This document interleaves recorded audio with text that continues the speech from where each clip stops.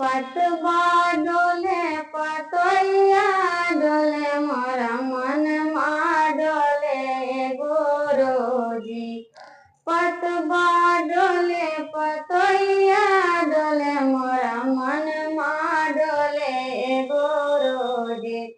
टोलबा परुसिया के पागल कहेला कनी ज्ञान माँ दे दिए गुरुजी। टोलबा परुसिया के पागल कहेला कनी ज्ञान माँ दे दिए गुरुजी। पतवा डोले पतैया डोले मोरा मन मा डोले गुरुजी। पतवा डोले पतैया डोले मोरा मन मा डोले गुरुजी।